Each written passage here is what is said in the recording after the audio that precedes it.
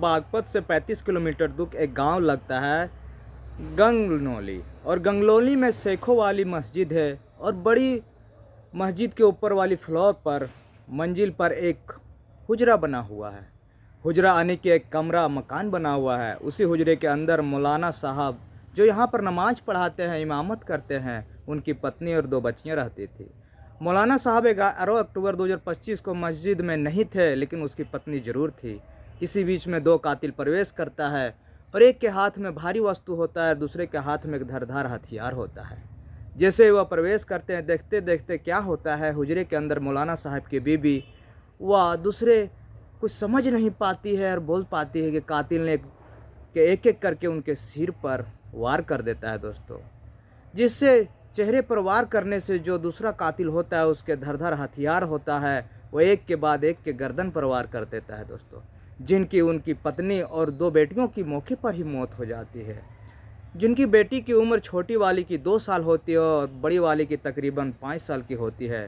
इस दृश्य को जब देखती है, चिल्लाती है और पब्लिक में कुछ बताने की कोशिश करती है, तो उनको यह अवसर नहीं मिल पाता है और मौके पर वो कातिल भी धारदार हथियार से उसे भी मार दिया जाता है दोस्तों। उन्होंने एक बेहद बाद कई बार किया और मौके पर मर जाते हैं। जैसे ही उनकी मौत खबर लोगों तक पहुंचती है, पता चलती है, उसके बाद वहां पर हंगामा खड़ा हो जाता है। और देखते ही देखते यह खबर सोशल मीडिया, अखबारों द्वारा पूरे भारतवर्ष में फैल जाता है दोस्तों। लोगों में डर सा माहौल फैल जाता है। आखिरकार हुआ क्या? मस्जिद के अंदर जो कमरा बना हुआ था, उसी हुजरा आनी बना हुआ था। हुजरे से मौलाना साहब की पत्नी का और 2 बच्चों का कत्ल कर दिया जाता है, जिसमें मौलाना साहब की जो बीबी होती है और 5 साल की एक गर्भवती, 5 महीने की गर्भवती थी दोस्तों। आसपास के इलाके में फैल जाता है और जैसे जैसे लोग मौके पर पहुंच रहे थे, बस हंगामा खड़ा होता जा रहा था। हर कोई यह जानना चाहता था कि आखिर मस्जिद के अंदर कोई सेफ नहीं है तो कहाँ सेफ होगा।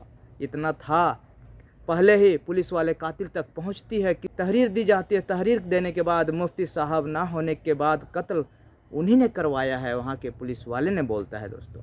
अब बात यही सूझबूझ के काम लेने की ज़रूरत थी।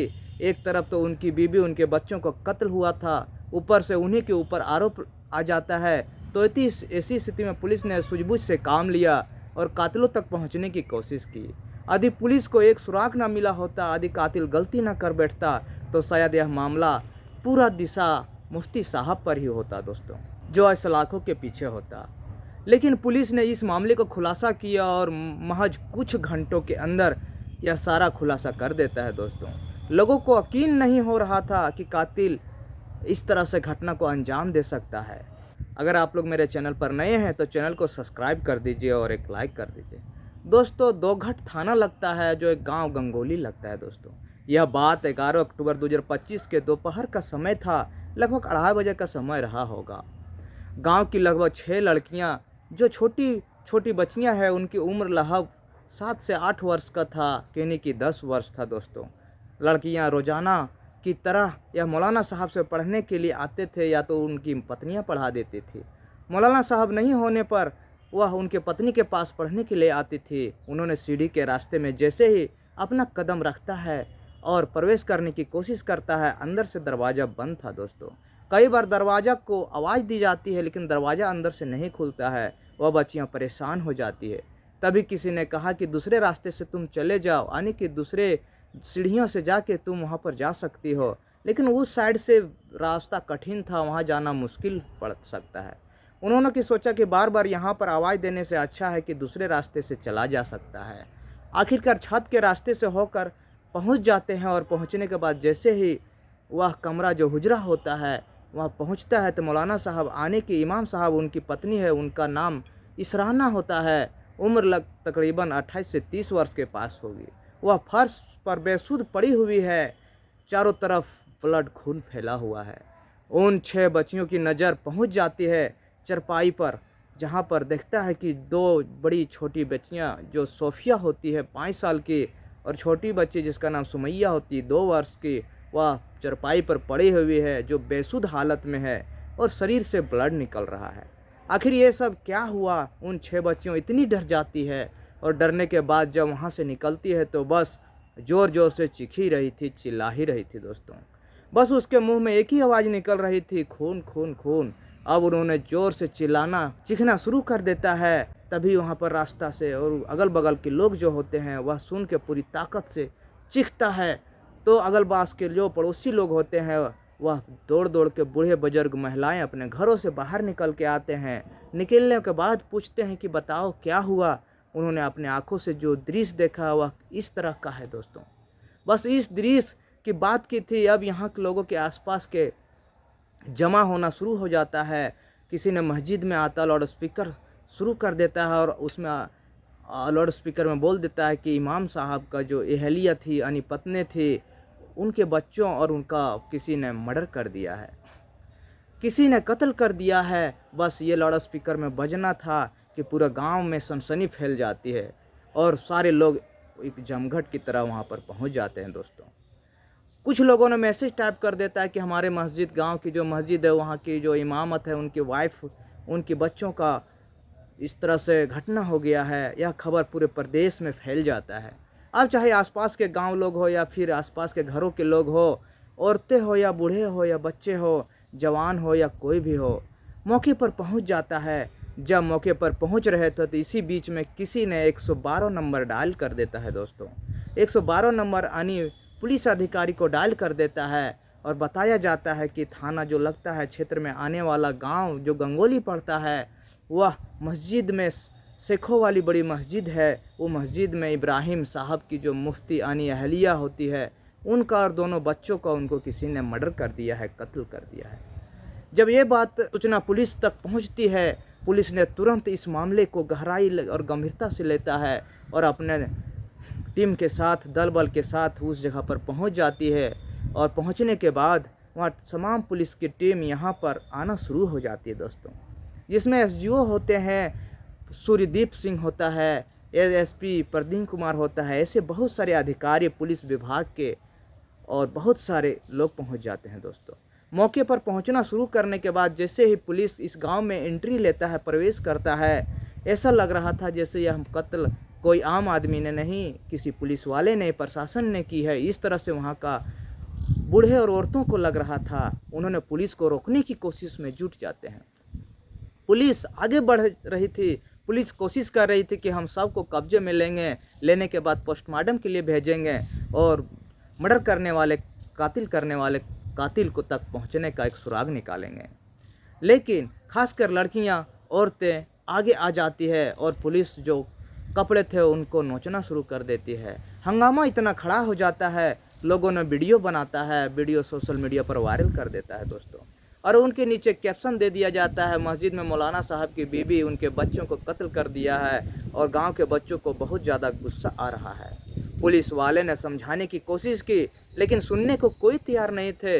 तभी मेरठ के एसडीओ साहब होते हैं, वह वहाँ पर पहुँचते हैं अपने दल बल के साथ और पहुँचते हैं। हंगामे के बाद उन्होंने लोगों को समझाने की कोशिश करते हैं, लोगों का आपस में मौका दीजिए, मुझे कातिल तक पहुंचने का मौका दीजिए, हम तो कातिल को पकड़ने की कोशिश करेंगे और तुम चिंता ना करो, जांच होगी, बिल्कुल सही दिशा में जाएगी। इससे पहले कि उन्होंने समझाने के बाद गांव के लोगों को शांत कराता है, आश्वासन देता है, तब लेकिन माहौल ख़राब हो जाता है दोस्तों। कई वालों के साथ हालांकि बदतमीजी हो जाती है, हालांकि पुलिस भी रिटर्न में, पुलिस वालों ने गुस्से में आकर कुछ लाठी फटकार भी लोगों के साथ कर देता है दोस्तों। लेकिन तब तक जब एक्शन का और रिएक्शन था, आखिरकार पुलिस अपनी जांच पड़ताल शुरू कर देता है। तभी पता चलता है कि मस्जिद के मुफ्ती साहब, उनके बारे में पूछा जाता है वह कहाँ गए हैं, तो उनके पता चलता है कि वह खुद ही फ़ोन करके पूछा जाता है, मुफ्ती साहब कहाँ पर हो आप? तो कहते हैं कि हमें देवबंद आए हुए हैं। देवबंद दरअसल अफ़गानिस्तान के विदेश मंत्री आए हुए हैं, इसके इस्तकबाल, इसके स्वागत के लिए हमें भी इनवाइट किया था, इसलिए हम इस प्रोग्राम में शामिल होने के लिए आए हैं। बोलता है कि हम वापस आ रहे हैं। उन्हें सूचना दी जाती है कि जितनी जल्द हो सके वापस आइए, क्योंकि आपके यहाँ कुछ बड़ा अनर्थ हो गया है, बहुत बड़ी बात हो गई है। उन्हें यह सब तक नहीं बताया जाता है आखिरकार क्या बात है। जैसे मौलाना साहब को यह बात पता चलती है, मौलाना साहब मुफ्ती, उनको नाम सुनते इब्राहिम जो है वह जिला शामली के थाना कांथला के गांव सुन्ना के रहने वाले हैं। लेकिन कई साल पहले की बात, लफज साल पुरानी बात है कि साल 2018 के आसपास इकरार नामा की महिला जो लोनी इलाहाबाद गाज़ियाबाद की रहने वाली है, उनसे शादी हो जाती है। जब शादी हुई तो उसी के बाद लोनी के किसी मस्जिद में इमामत करते हैं, वहीं रहने लगते हैं।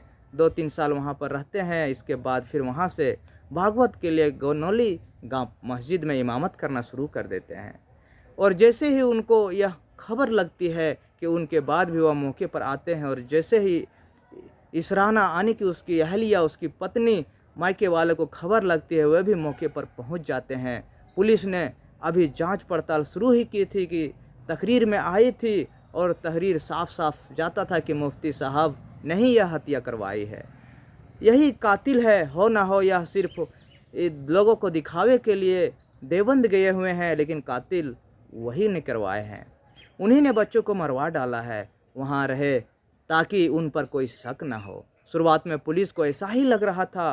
पुलिस ने फिर इनकी CDR निकलवाई, पहले दिन की लोकेशन निकलवाई, तो पता चला कि ये 8 साढ़े 8 बजे गांव छोड़ चुके हैं, गांव से निकल चुके हैं। यानी कि इनकी जो लोकेशन थी वह देवबंद की तरफ थी, कहीं रुके नहीं थे, किसी से बातचीत नहीं करते हैं। अब पुलिस के लिए ये बड़ा सवाल था, आखिरकार मौलाना साहब अगर किसी से कुछ कराते भी हैं तो उसके कराएंगे कैसे।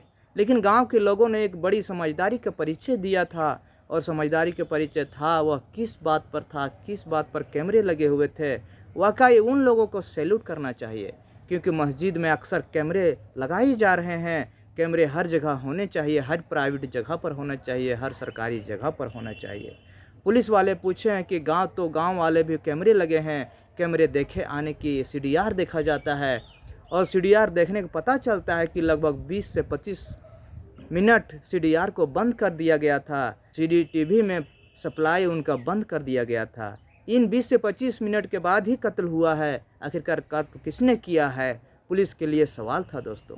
पुलिस ने CDR उसको देखना शुरू किया, तो CDR को देखा गया, उसमें पता चला कि गांव का एक लड़का है जिनकी उम्र लगभग 16 से 17 वर्ष का आसपास था। वह लड़का 14 मिनट के आसपास तक मस्जिद के अंदर रहता है, और कोई भी हलचल नहीं थी, क्योंकि ना कोई नमाज का वक्त था या ना कोई वक्त था होगा।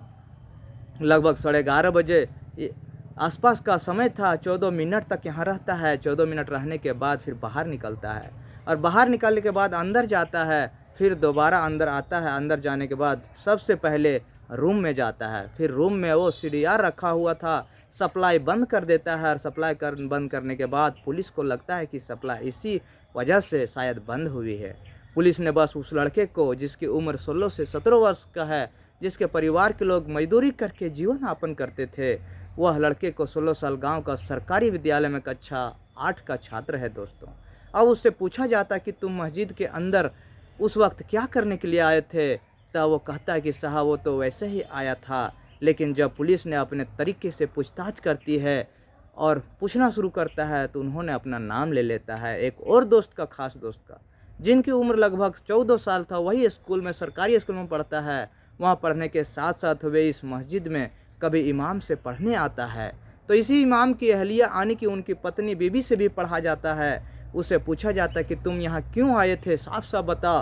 फिर वे दोनों बताता है कि हम दोनों आए थे, बस दोनों आए थे। तो क्यों आए थे, वो उनसे कहता है कि कभी तो इमाम साहब उसे पीटते थे, तो कभी इमाम साहब उसे मारते पीटते थे। इसी क्योंकि मारपीट करते बोले कि हम जब सिर्फ पढ़ेंगे तुम्हारे मन नहीं लगता है मौलाना साहब, इसलिए डांटते हैं, फटकारते हैं। 10 अक्टूबर 2025 को भी उन्होंने हमें डांटा पीटा। बस हमने तभी फैसला किया था कि मौलाना साहब को भी नहीं छोड़ेंगे, इसका बदला उससे बीबी से भी लेंगे। उन्हें इत्तेफाक में खबर लग जाती है। पहले ही ऐलान कर दिया जाता है कि जोहर की नमाज यानी कि दोपहर जो समय है, उसके बाद फलना तारीख को मैं देवबंद जाने वाला हूँ, अपनी अपनी नमाज अपने घर में पढ़ लेना। बस ये प्रोग्राम में शामिल होने जा रहा है। वहाँ पर अफगानिस्तान के विदेश मंत्री आए हैं, और वहाँ आने के बाद मैं बिल्कुल वहाँ से फिर लौट आऊँगा। यह जब सुनते हैं तो उन लोग को पता और प्लानिंग बना लेते हैं, और घर में प्रवेश करते हैं। हाथ में कोई हथियार ना ही कुछ था। अब अंदर जाते हैं तो राजमिस्त्री का जो एक सामान होता है, बिसेली जिसको बोला जाता है, वह एक साइड करनी जैसा होता है, दूसरे साथ नुकीला होता है। और ईंटों को तोड़ने के लिए काम आता है दोस्तों। ईंटों को ठोकने के लिए, सही बैठाने के लिए वह करनी काम आता है, वही करनी होता है। और किचन में जाके दूसरा लड़का ने एक चाकू भी ले लेता है।